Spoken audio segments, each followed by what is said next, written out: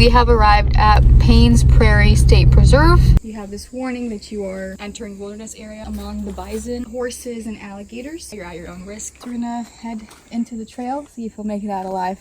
We are back in Charleston only for one day. Today we decided to explore one of the plantations in the area. There are quite a few around Charleston. I kind of looked over them last night and we decided on Middleton Place to explore today because of the beautiful gardens. 78 degrees today in Charleston, so it's gonna be really nice. Turn right onto Middleton Place Road, then arrive at your destination.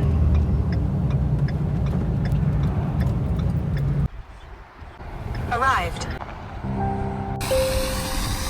This is the reflecting pool. You can see two swans back there. There's two fountains. It's a really long pool. Man-made, beautiful. You can smell these magnolias from over here.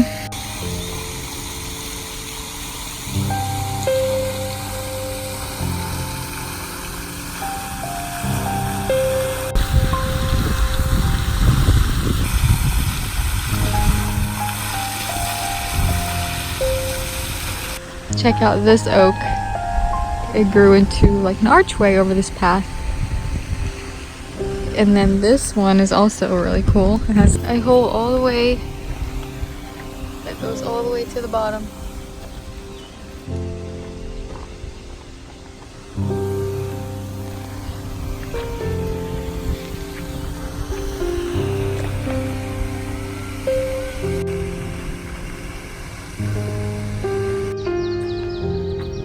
So as you enter, you walk out into the reflecting pool. To the left of the reflecting pool, there's a Camellia Garden. That's the Camellia Garden right there through that path.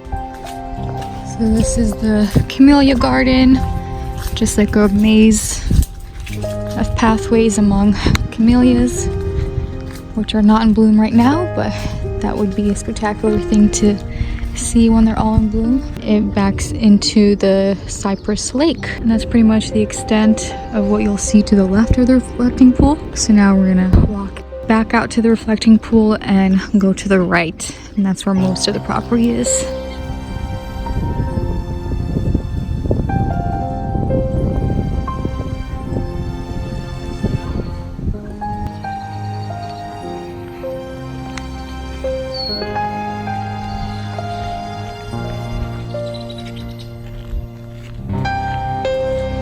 Beautiful pathway here between the river, Ashley River, and this little pond here.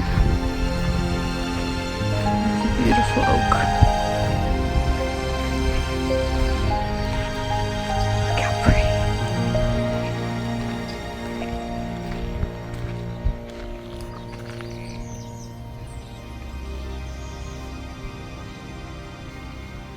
Middleton Place was established in the 1730s by early South Carolina planter John Williams. Williams began construction on the main house, selecting the site for its view of the Ashley River. After his death, the plantation became part of his daughter Mary Williams's dowry. In 1741, she married Henry Middleton. They named the estate Middleton Place. A bird flying around here, and he came over here, or she. And look, there's little babies. Oh my goodness. They're so little.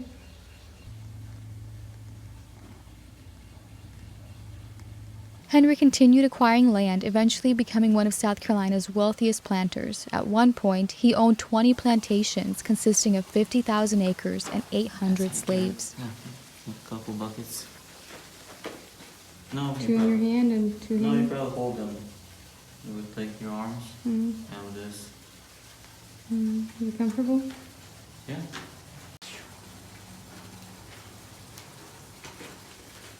They have big ones with like giant handles like this. I mean, people. To cut the rice. The original main house, completed around 1741, was 3 stories tall, built of brick in Jacobean style. In 1755, Middleton added 2 two-story freestanding wings or flankers to the north and south ends of the house.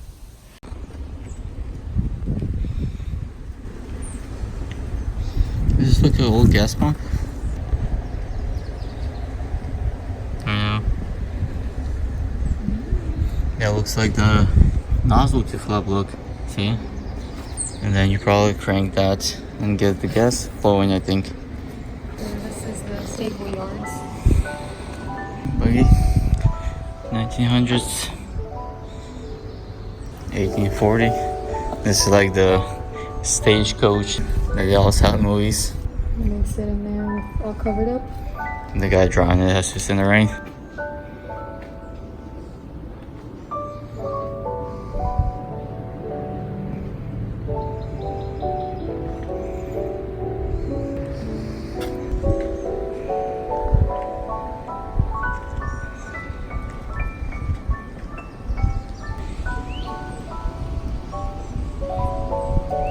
I think this is the indigo paint.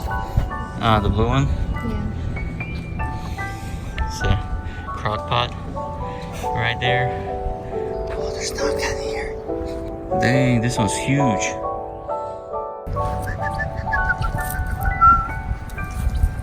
Look at this barn. This thing is awesome. It looks like better than 90% of the houses out there. It's a giant horse, look. His back is gonna be higher than my head.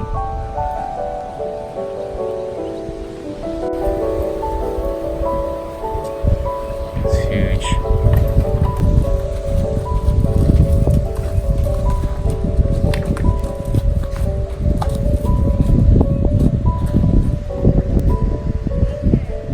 Blacksmith shop.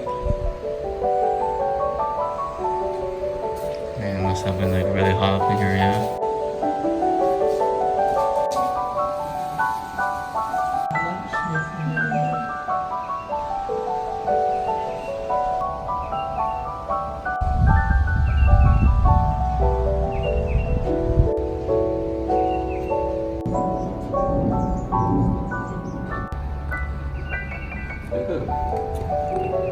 There, I made you some stew.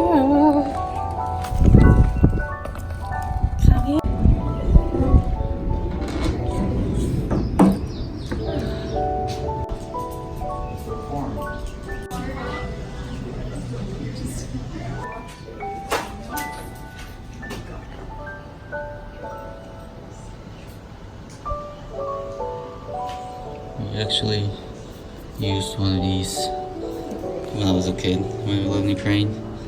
I remember my mom used one of them. You just put it in the bathtub and scrub clothes and wash it. Nick lived more in the city. I lived in a village. We still made butter this way with a butter churn. Straight from the milk cow.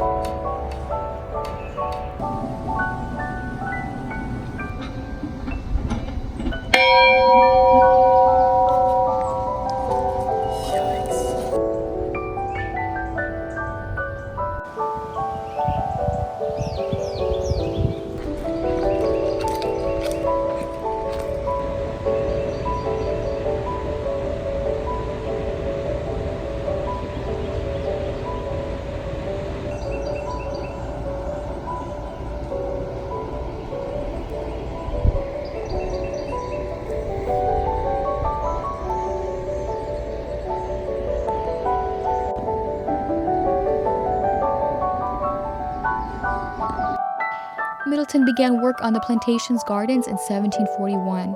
He chose a garden style that utilizes symmetry, focal points, vistas, and secret rooms, inspired by Versailles landscape architect André Le Notre. Here's a little pathway you turn in and you come out to a secret room here. It's boxed in with a tree in the middle. That European influence mixed with the unique southern landscape of live oaks dripping in Spanish moss makes for a romantic and magical feel as you walk through the gardens. So there's this secret room. We also have some statues here. There's 1, 2, 3, 4, 5. Let's go look at the statues.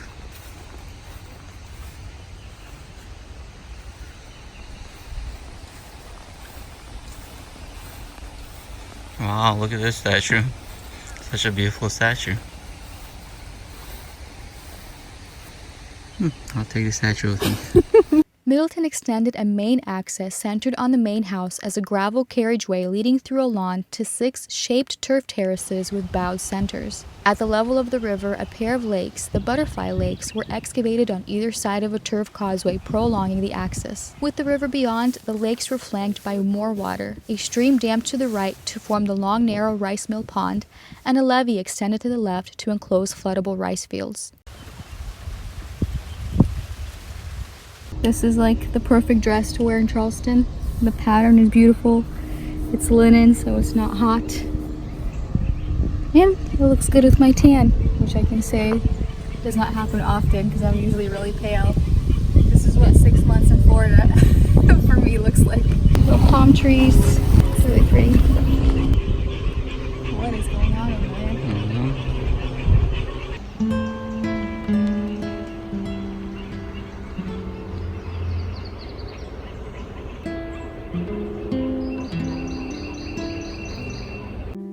After Mary Middleton's death in 1761, Henry moved to a small house north of Charleston and gave Middleton Place to his son Arthur. In 1776, at the outbreak of the American Revolution, Arthur signed the Declaration of Independence. 4 years later, at the height of the war, the British landed several thousand troops at Charleston with plans to invade the southern colonies. In the ensuing siege of Charleston, British troops ransacked Middleton Place, beheading many of the statues and looting the plantation's artwork and furniture. Arthur Middleton was captured and imprisoned until 1781. In 1783, the surrender terms eliminating British troops from the southern colonies was signed at Middleton. In the gardens, Arthur's son Henry Middleton's friendship with French botanist André Michaux resulted in the first camellias grown in an American garden, a house gift during Michaux's visit in 1786. 3 of the 4 planted at the corners of the main parterre survive, grown to 15 feet. The second Henry Middleton expanded and enriched the gardens, introducing the garden's first Asiatic azalea and the crepe myrtle, one of the oldest in America.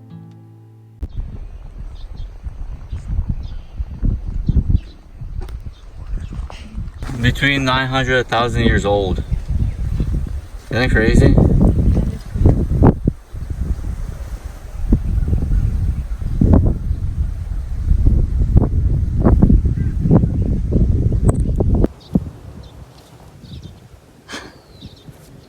That's insane. It's measuring how many arm lengths the circumference is of this trunk. 1,000-year-old tree.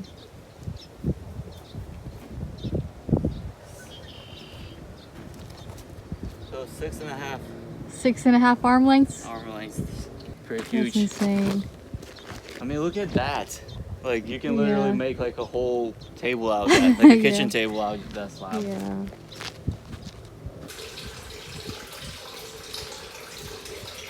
Upon Henry Middleton's death in 1846, Middleton Place passed to his son Williams Middleton. In 1860, Williams Middleton signed the South Carolina Ordinance of Secession, in which the state declared it was no longer part of the United States. South Carolina's actions led to the attack on Fort Sumter in April 1861, sparking the U.S. Civil War. In February 1865, near the end of the war, Union troops captured Middleton Place and burned the main house and north flanker and part of the south flanker. In 1868, Williams Middleton restored the roof to the south flanker at Middleton Place and converted it to the main residence. After his death in 1883, Middleton Place passed to his wife Susan. 3 years later, the Charleston earthquake toppled the walls of the main house and north flanker and further damaged the gardens. The gardens lay neglected for several decades afterwards. Williams Middleton's daughter Elizabeth inherited Middleton Place in 1900 and made minor restorations. Upon her death in 1915, she left the plantation to her cousin, John Julius Pringle Smith. Smith was a great-great-great-grandson of Henry Middleton. Smith and his wife, Henningham, used Middleton Place as their winter residence. Determined to restore the gardens to their original splendor, the Smiths labored for several years, replanting and reworking the gardens. They opened the plantation's gardens to the public in the late 1920s. In 1941, the Garden Club of America called the Middleton Place Gardens the most interesting and important garden in the United States.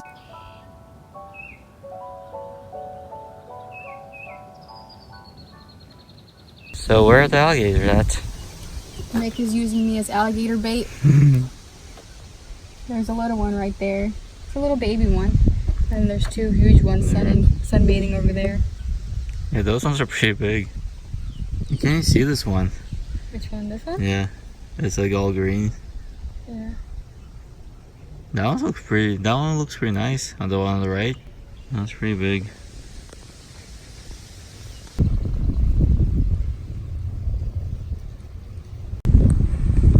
It's just a couple alligators tanning in the evening sun. Look at the giant one, and then there's a couple more. Just really ate something. There's another one swimming. Oh my goodness.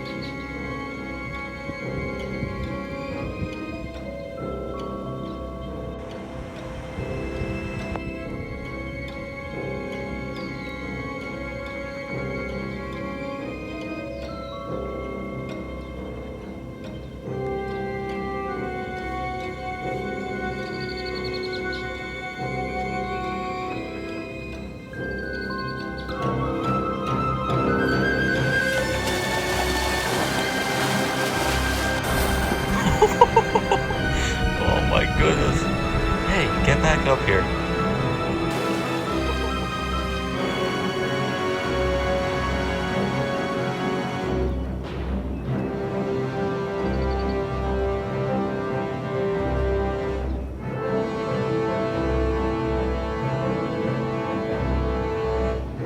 Yeah, they just got in a fight. You see him chopping on his tail? Yeah, I guess this big one is the alpha male in this part. So today we raised all 13 alligators in this one place. That's just crazy. Look at this. Oaks. So nice.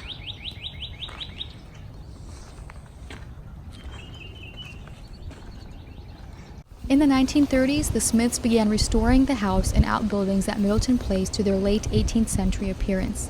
In 1971, the plantation was added to the National Register of Historic Places. Shortly thereafter, the Middleton Place Foundation was established, with Smith's grandson, Charles Dole, acting as its first president. In recent years, the Middleton Place Foundation has carried out extensive research to document the thousands of African American slaves once owned by the Middleton family.